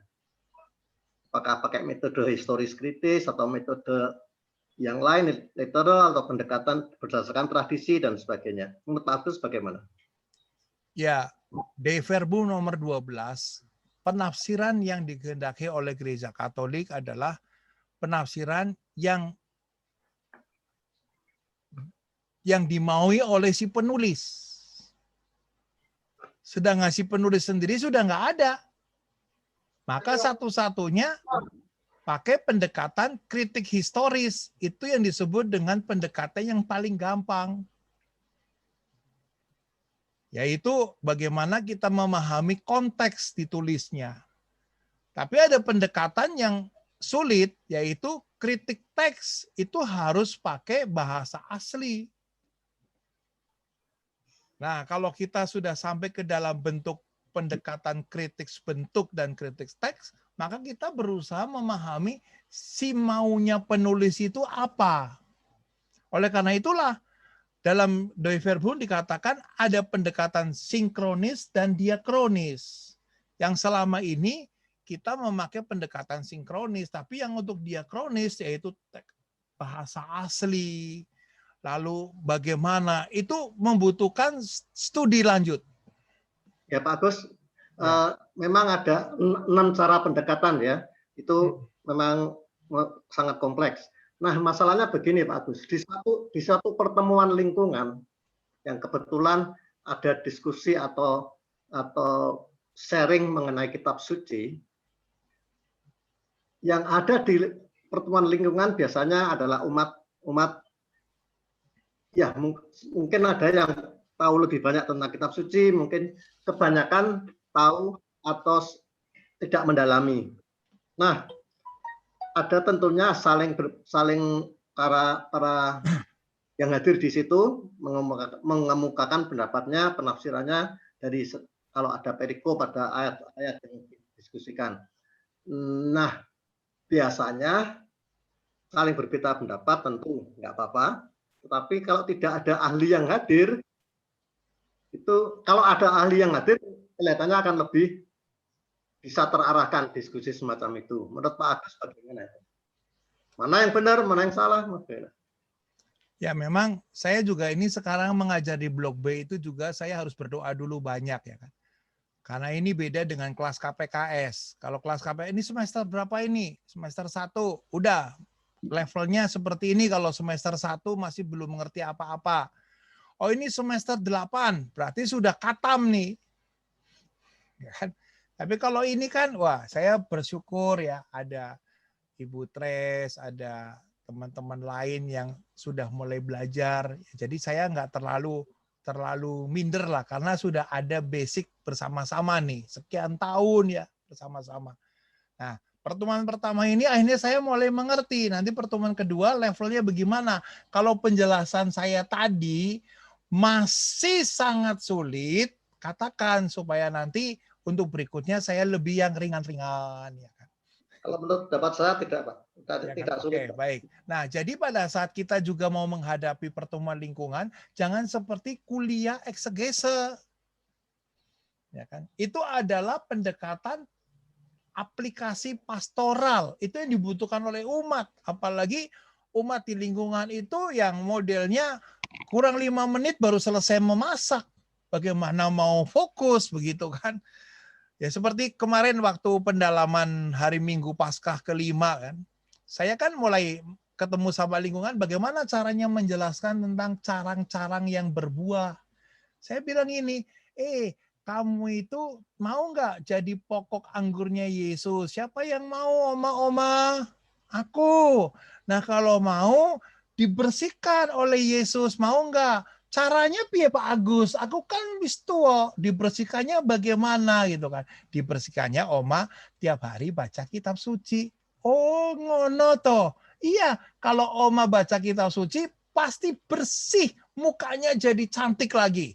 Yes, aku besok mau baca kitab suci supaya ketemu Pak Agus lagi tambah cantik. Selesai. Nggak perlu ada debat.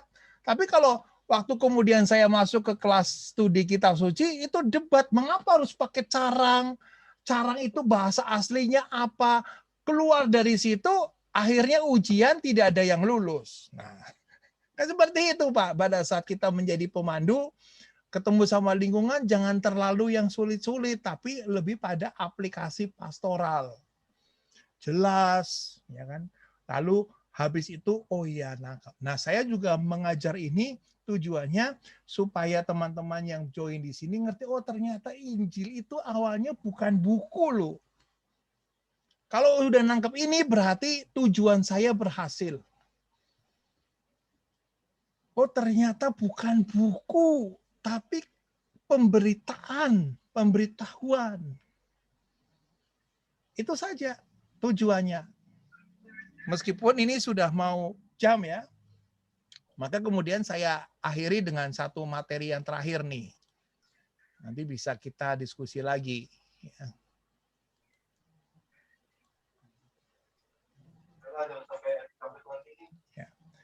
Rekonstruksi 5 tahap. Nah ini yang dipakai di buku Monsinyur Suharyo tentang pengantar sinoptik, dia menjelaskan rekonstruksi 5 tahap ini. Pertama, ada tahap hidup publik Yesus. Pada tahap ini, waktu Yesus hidup, dia diskusi tentang Mesias. Bahwa Mesias itu sudah dikatakan sejak dari perjanjian lama. Dan Yesus menyebut dirinya, aku menggenapi itu. Akhirnya ujung-ujungnya, apa yang diajarkan oleh Yesus diakhiri dengan hukuman mati. Itu tahap hidup publik Yesus. Jadi memang topik tentang Mesias itu sangat sensitif bagi dunia Yahudi. Nah, kemudian tahap yang kedua adalah tahap setelah Yesus bangkit, ini yang namanya tahap daya batin. Pengikut-pengikutnya pernah kecewa, tapi pengikut-pengikutnya juga punya pengalaman penampakan, dan mereka juga akhirnya mulai bersaksi. Namun, Ibu Bapak, pada tahap kedua ini, Injil tidak melulu hanya dalam lingkungan Galilea atau Palestina. Tapi Injil ini sudah mulai dibawa ke dalam lingkungan Helenisme, yaitu kebudayaan Yunani. Dengan kepercayaannya kepada dewa-dewi. Nah, orang-orang Helenisme ini sangat suka dengan agama baru. Begitu ada agama baru, dia suka mendengarkan. Kalau cocok dia ikuti. Sama seperti orang-orang seperti dulu nenek saya, dia bukan orang Kristen, dia orang Kejawen. Kalau mau cari keris itu dari Jawa Barat sampai Jawa Timur dia kunjungi semua. Petilasan ini ada yang lebih hebat, dia datangin. Dia datangin sampai ke ujung Banyuwangi dia datangi untuk mendapatkan keris. Pokoknya ada informasi, ada sesuatu yang baru, dia cari. Nah itu gaya Helenisme seperti itu. Sehingga waktu ada kelompok Kristen yang mengatakan, orang mati bisa bangkit lagi. Ih, masa sih? Nah dia ikut. Karena selama ini percaya sama dewa-dewi tidak bisa membangkitkan orang mati. Nah ini kok ada cerita tentang kebangkitan. Wah, penasaran, gue ingin hidup lagi nih. Bagaimana caranya? Nah kemudian dalam tahap kedua ini kekristenan gayung bersambut. Dia mencari ini yang baru. Maka gayung bersambut. Nah kemudian sampai ke dalam tahap ketiga, inilah mereka mulai punya himpunan orang-orang percaya yang terdiri dari orang bersunat, tak bersunat, ya. Dan mereka berkumpul beribadat. Lalu apa yang diberitakan tentang Yesus mulai tumbuh, mulai berakar, diulang-ulang, disimpan, diteruskan. Ada yang bertanya, ada yang menjawab, ada yang menentang, ada yang membela, diskusi pro kontra. Jadi Yesus sudah mulai dibawa ke sana kemari, pro kontra, lalu dikembangkan.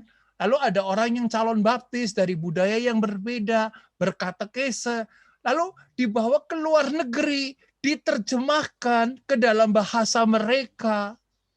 Setelah itu kemudian dikembangkan, eksplikasi, dikembangkan bahannya sesuai dengan kebutuhan yang baru. Nah ini tahap ketiga inilah yang membutuhkan waktu cukup kompleks. Yang awalnya hanya di Galilea, Palestina, lalu dibawa ke luar negeri, mulai diterjemahkan, lalu mulai dikembangkan, dieksplikasikan, dan kemudian tahap yang keempat adalah tahap berkembangnya Kristianisme awal, yaitu waktu orang-orang Yahudi tinggal di luar Palestina. Gereja mulai hidup mewartakan tentang Yesus untuk komunitas Yahudi yang tinggal diaspora, tapi juga dalam lingkungan politeisme, yaitu dewa-dewi, kepercayaan kepada dewa-dewi, mistik-mistik, dan seterusnya. Sehingga pada tahap ini muncullah syahadat singkat, seperti tertulis dalam 1 Korintus 15. Atau ada madah. Lalu ada proses di mana perjanjian lama mulai ditafsirkan untuk kebutuhan politeisme, bukan kebutuhan Yahudi semata. Jadi perjanjian lama mulai ditempatkan untuk kebutuhan segala bangsa. Dan tahap yang terakhir adalah tahap redaksi. Nah, tahap redaksi inilah akhirnya orang-orang yang pernah hidup bersama dengan Yesus meninggal, entah sebagai martir atau karena sakit dan usia. Tapi tahap redaksi ini adalah sekitar tahun 60 sampai dengan tahun 100 Masehi. Lalu akhirnya apa yang ditulis dalam tahap redaksi kemudian ujung-ujungnya menjadi sabda Allah perjanjian baru. Nah, sampai di sini penjelasan kita pada hari ini. Sekarang kita buka lagi diskusi sampai waktu yang ditentukan oleh moderator. Baik. Pak Agus, ini dari chat ada pertanyaan dari tentang sudut pandang kitab-kitab Injil. Kenapa 3 kitab, yaitu Matius, Markus, dan Lukas, hampir sama melihat Yesus seperti apa, tapi kitab Yohanes itu berbeda sama sekali?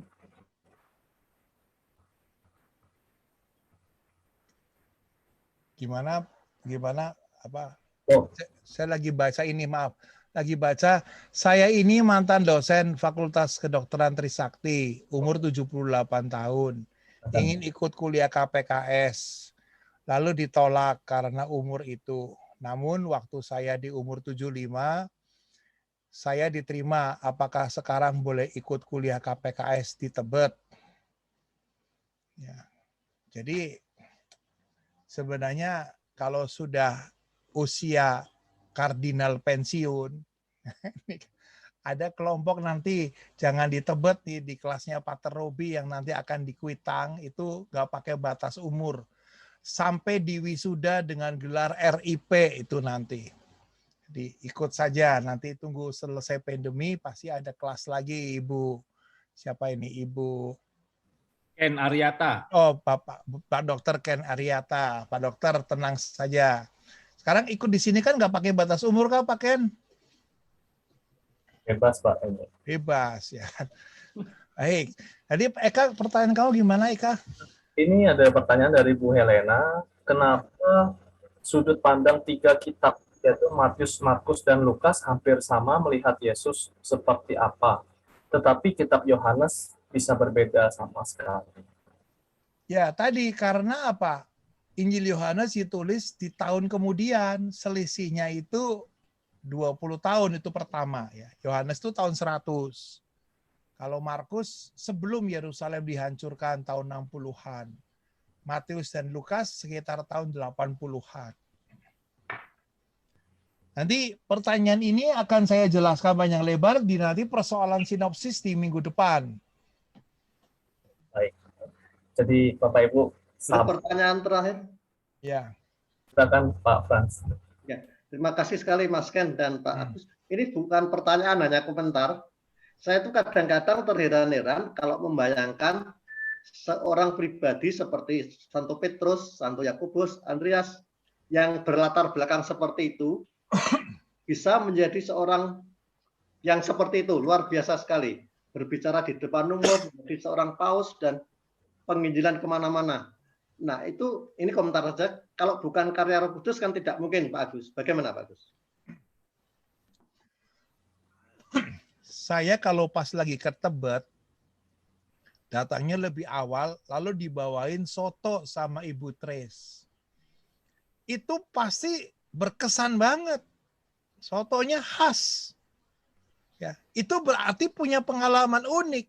Demikian juga Petrus, Andreas, Yakobus, dia punya pengalaman yang unik tentang Yesus.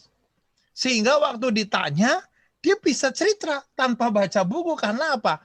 Bahannya itu bukan bahan teori, tapi bahan yang pernah dia hidupi bersama dengan sang hidup itu. Seperti misalnya contohnya ini Pak Frani ikut tadi dari jam 1 kan, sampai mau jam 3 ini. Ngantuk nggak? Nggak kan? Nah nanti kalau tiba-tiba anaknya atau cucunya tanya, Opa tadi belajar apa sih? Kira-kira Pak Fran bisa langsung jawab nggak? Ini belajar apa sama Pak Agus dari jam 1 sampai jam 3? Kira-kira apa Pak Fran yang mau jawab untuk pertanyaan sang cucu itu? Opa tadi belajar apa sih sampai lupa nggak main-main sama cucu gitu kan? Kira-kira apa jawabannya? Tergantung pertanyaannya Pak. Nah tadi cucunya bilang, Opa tadi belajar apa? Yang tanya cucu lo, yang masih SD misalnya. Ya menerangkannya agak susah, harus sesuai pendekat pengetahuan anak SD itu penangkapannya sampai sejauh mana. Iya. Nah tadi harus jawabnya, Opa tadi belajar Alkitab. Oh gitu toh. Terus Opa nangkep. Ya udah selesai. Begitu kan. Tapi kalau kemudian yang nanya menantunya, Papa tadi belajar apa sih? Sinoptik, apa? Rematik. Nah, apa bedanya sinoptik sama rematik? Nah, mulai jelaskan karena yang bertanya sih menantu, yang levelnya sudah berbeda, kan begitu. Nah, seperti itulah yang disebut dengan mengapa para rasul ini begitu hidup, karena dia 3 tahun, awalnya saya bisa membayangkan Petrus ikut Yesus ya dalam agama Yahudi itu kelompok-kelompok seperti itu tuh biasa. Petrus juga pasti saya mengatakan ya dalam tanda petik ya cobalah ikut kelompok Yesus, siapa tahu dapat ini dapat itu, siapa tahu kan begitu. Lama-lama penasaran, lama-lama kok begini, lama-lama kok menggigit. Nah ternyata dia mati dengan cara di kayu salib. Lalu setelah itu dia punya pengalaman, dia hidup dan bangkit. Lalu orang kan mulai ditanyain, terus waktu kamu lihat itu bagaimana? Ya Petrus langsung jawab dengan gayanya. Lalu kemudian muridnya si Petrus yaitu Injil Markus Dia menulis jawaban Petrus yang secara lisan itu dia tulis. Bisa jadi si Petrus juga jawabnya pakai bahasa Aram. Nah, si Markus ini pakai bahasa Yunani, menuliskannya. Nah, jadi orang-orang ini menceritakan sesuatu yang memang dia hidupi, sehingga aku nanti lihat dulu catatan, aku bisa terangkan. Itu berarti belum mendarah daging. Tapi kalau seperti misalnya ini, siapa ini? Ibu Sirait, ya. Bagaimana caranya bikin andaliman? Wah, dia langsung di luar kepala. Oh, gampang itu andaliman. Begini. Nggak perlu lihat buku resep. Langsung caranya begini. Bikin sambal andaliman. Begini. Langsung kan. Karena dia sudah menghidupi peristiwa itu. Oh, sambal andalimannya Ibu Sirait itu nggak ada duanya loh. Nah, itulah. Mengapa dia begitu menggebu-gebu? Karena memang itu sudah saya hidupi. Demikian juga Andreas, Petrus, dia sudah hidup di situ. Kuncinya itu.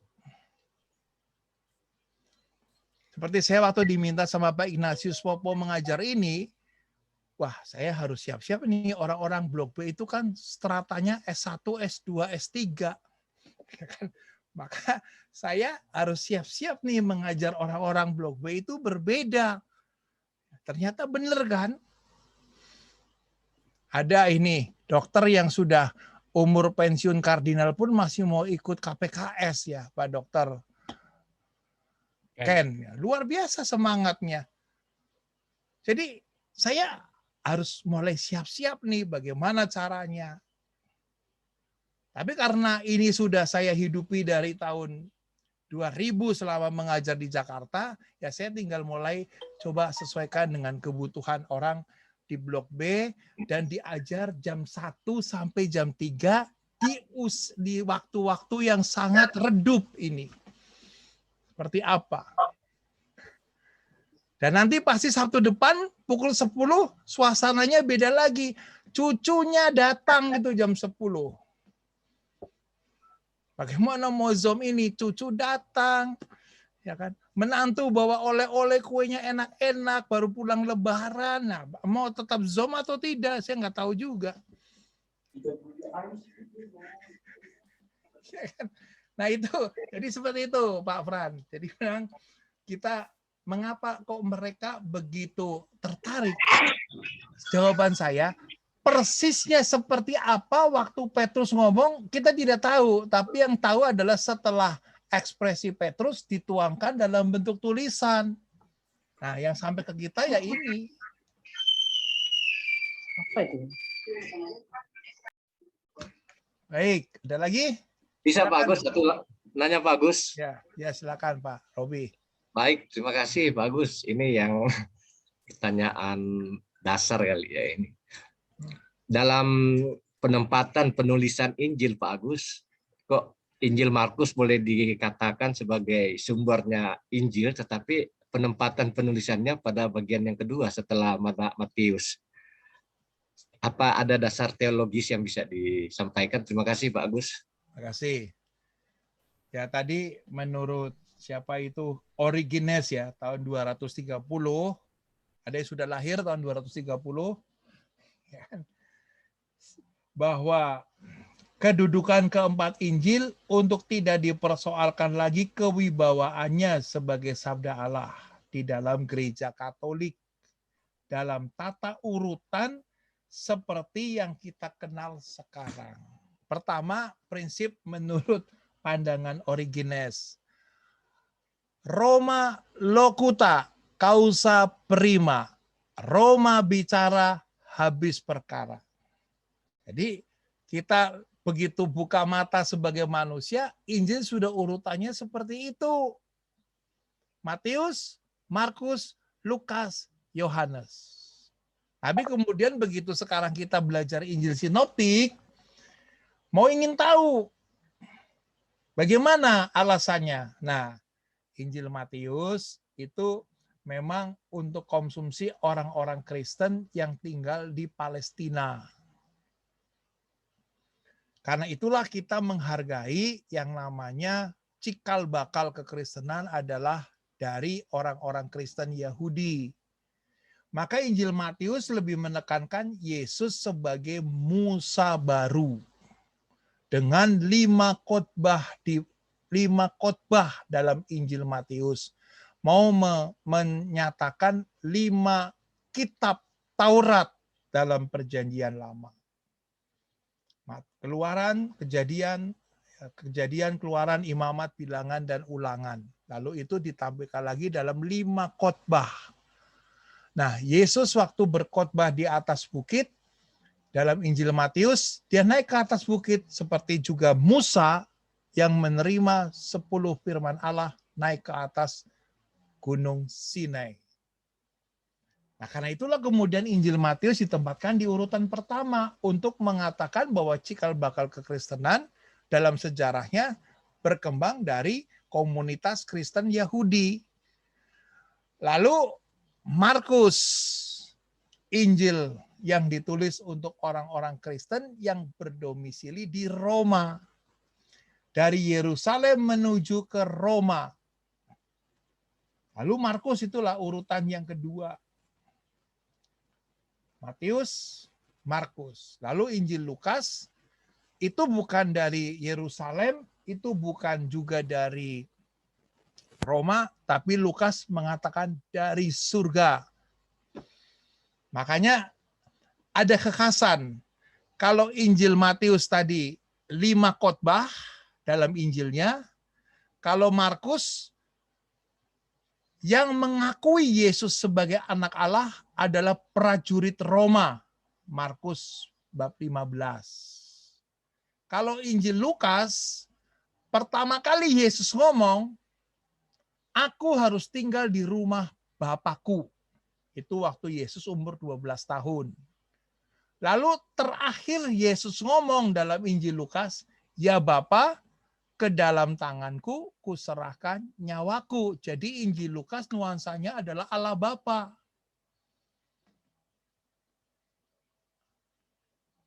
Dan Injil Lukas ditempatkan untuk orang-orang Kristen, bukan Yahudi. Lalu sekarang Injil Yohanes ditempatkan terakhir pertama karena memang itu Injil yang ditulis dalam periode setelah ketiga Injil itu ada. Itu alasannya mengapa diturutkan Matius yang pertama lebih dahulu. Seperti itu. Nanti mungkin di minggu depan saya akan jelaskan lambang-lambang. Matius dilambangkan dengan apa, Markus dilambangkan dengan apa, untuk mengerti nuansa dari masing-masing Injil. Kita masih 3 kali pertemuan lagi loh. Saya lihat di pertanyaannya sudah mau sampai ke pertemuan yang keempat. Udah pada enggak sabar. Iya. Silakan Eka. Mungkin satu pertanyaan terakhir, Bapak Ibu. Kita sudah 8 menit menuju jam 3 saat ini.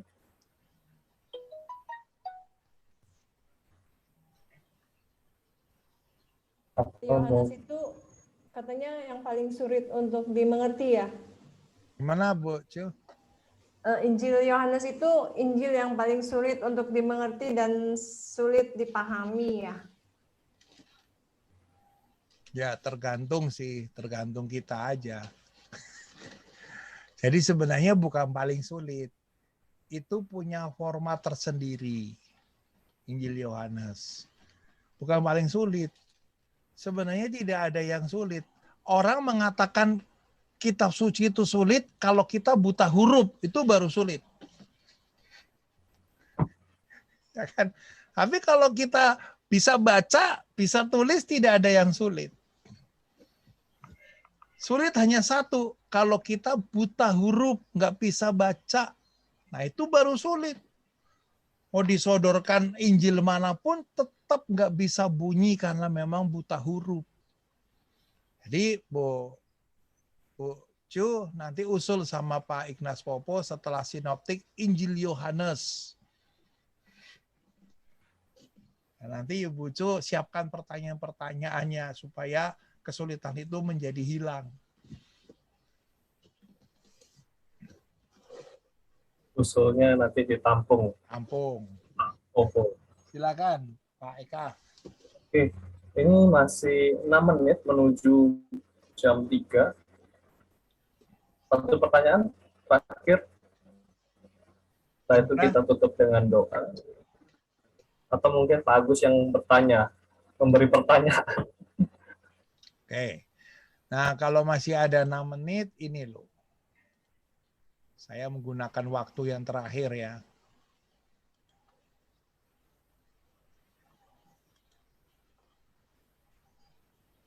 Penginjil itu adalah seorang Kristen dari generasi kedua yang percaya kepada Yesus, yang bangkit, yang diakui sebagai Tuhan jemaat dan dipuji. Itu penginjil. Jadi yang menulis itu pasti dia orang Kristen dari generasi. Si penginjil sendiri tidak pernah hidup secara fisik bersama Yesus. Tapi dia mendapatkan informasi dari para saksi mata yang pernah hidup bersama dengan Yesus.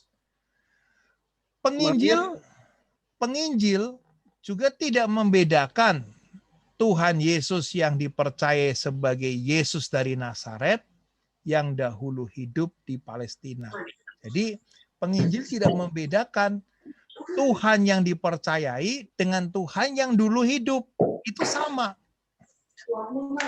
Nah, coba kita bisa bayangkan ya pemahaman ini. Sehingga dengan demikian, sebagai kesimpulan kita, si penginjil ini menampilkan Yesus ya, sebagai mana caranya dia sendiri sesuai dengan kebutuhan jemaat yang dilayani, dan dia juga punya minat teologinya. Jadi Matius punya, Markus punya, Lukas punya, Yohanes juga punya. Punya minat teologi seperti tadi. Matius punya minat teologi menampilkan Yesus sebagai Musa baru. Markus menampilkan teologi bahwa orang Roma pun ada yang baik mengakui Yesus sebagai anak Allah justru dari mulut prajurit yang menikam lambung Yesus.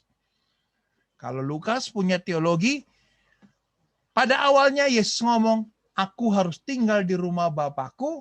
Lalu terakhir Yesus ngomong, ya Bapa, ke dalam tanganku kuserahkan nyawaku.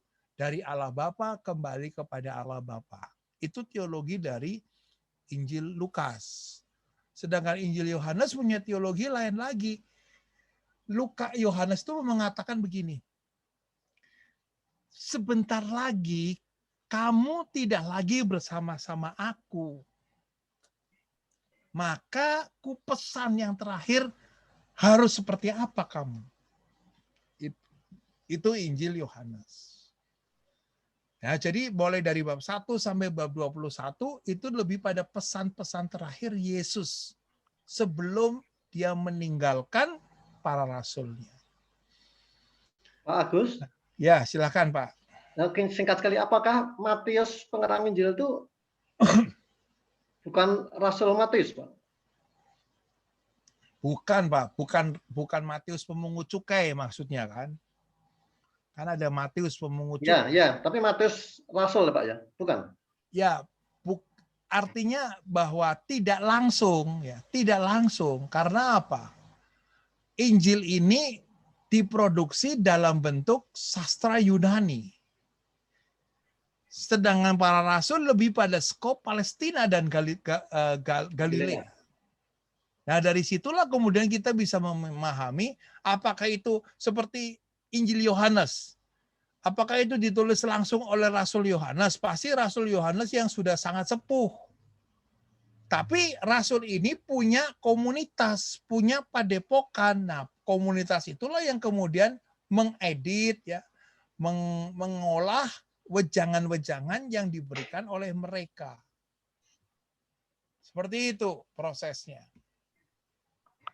Nanti kita akan pertajam lagi minggu depan pada saat kita membahas persoalan sinopsis tentang Matius bagaimana, Markus bagaimana, Lukas bagaimana. Jadi sampai di sini kesimpulan kita bahwa memang setiap penginjil itu punya minat teologinya.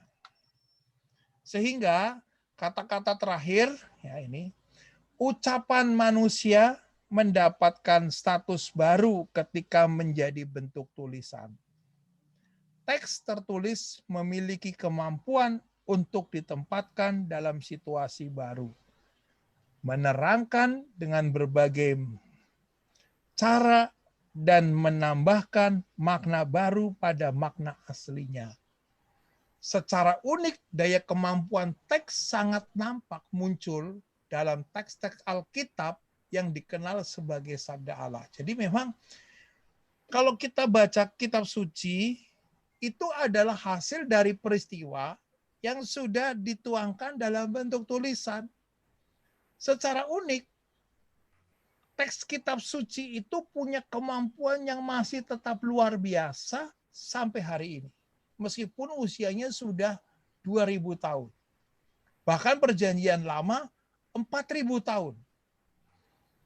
Tapi kita yang membaca terjemahannya pun bisa mengubah hidup kita, apalagi kalau kita sampai mengerti tulisan aslinya. Dan itulah kekuatan Sabda Allah.